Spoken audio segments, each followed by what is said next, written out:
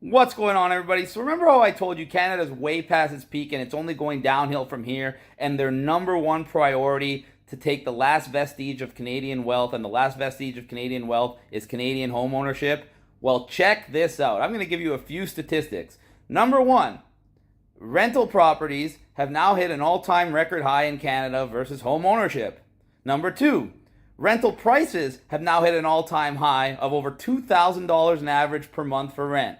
Number three, rental properties are outpacing buying properties at a pace of 2 to 1. So for every one person that buys a home, that means two people are renting.